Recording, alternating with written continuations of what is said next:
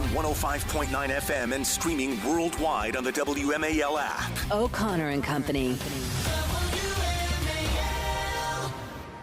It's 6:37 now on O'Connor and Company as we're chugging along a busy Tuesday morning. Thanks for being part of what we're doing here. Coming up at 7:05, General Jack Keane.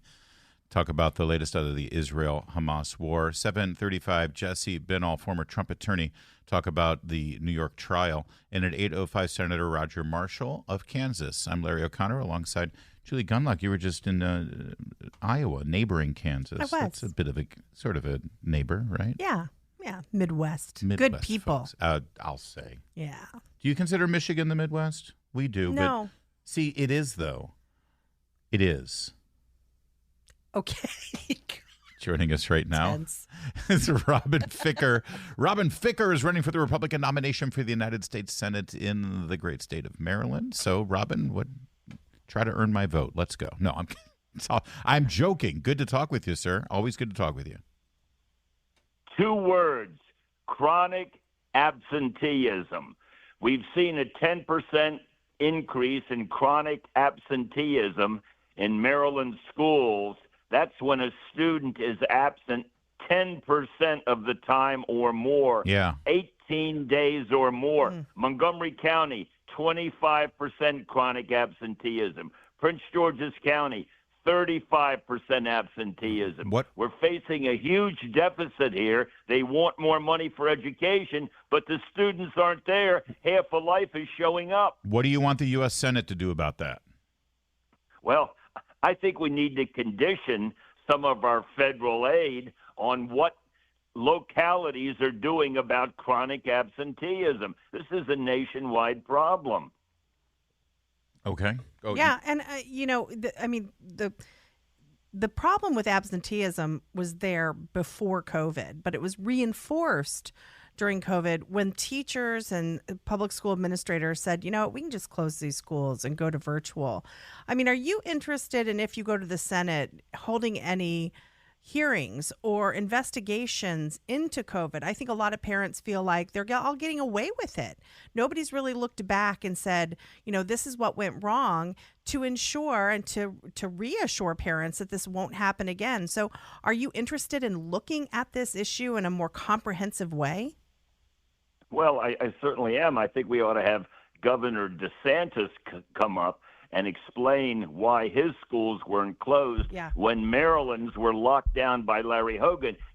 I gave a speech in July of 2020 on the grounds of the State House here in Annapolis saying we must open up the schools in September. This was after a 14-day temporary closure. And guess what? They were opened up in September, but not till 2 years later. Larry locked down our schools. They should have remained open like they were in Florida. Do you think that there needs to be more of a sort of accounting for how certain politicians and elected officials comported themselves during COVID? It seems like for governors like Larry Hogan and Andrew Cuomo, Gavin Newsom, and others, and those at the federal level, they're just sort of, it was the fog of war. We didn't know a lot. We were trying to do the best. Let's move on. Well, yeah, they moved on, and now we have an achievement gap.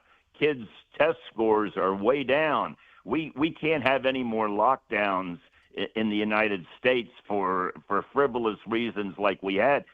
The COVID was centered in nursing homes, but we weren't even publishing where the deaths were occurring. They weren't occurring in the schools. The kids were not getting sick. We can never let this happen again, and I'm committed to making sure our schools are open and kids are learning. A 3 to 5-year-old can't learn how to read by looking at a computer. Look, I share your frustration with what happened during COVID and some of the consequences of those actions. And Larry Hogan was not really a partner to parents during that time. He stayed really quiet on a lot of these issues that were enraging parents. But, he has name recognition. How do you get over that? How do you tell voters, look, I'm on your side, this guy isn't, when, again, he has that name recognition?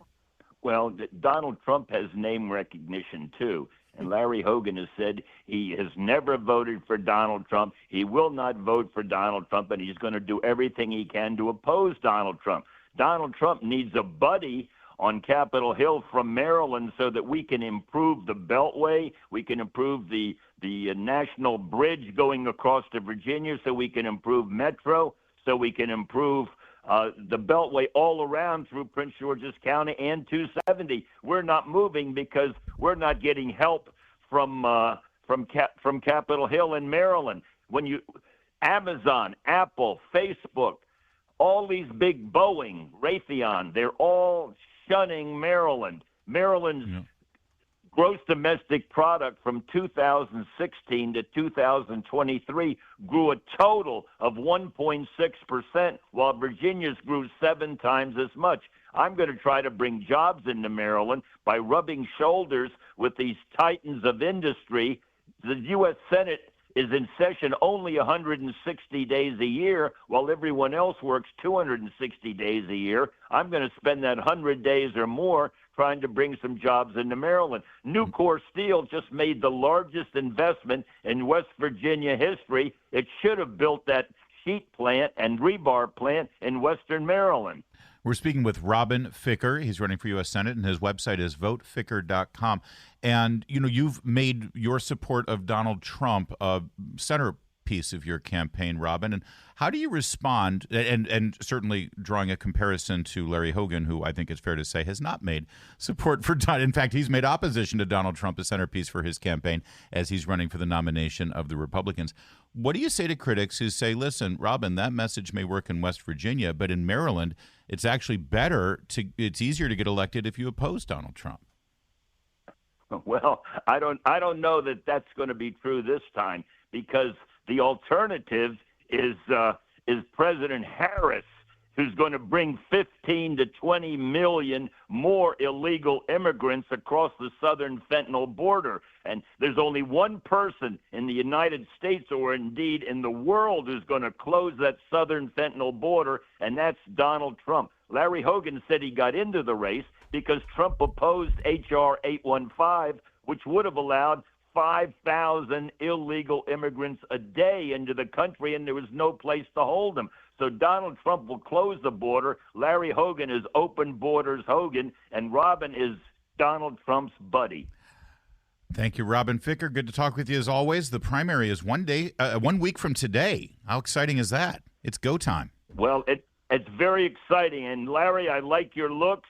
I like your style. I hope to get your vote in a little while. Aw. Hey, you know what? The flattery will catchy. actually, and it works often because my ego is that fragile. So thank you, Robin. Appreciate it.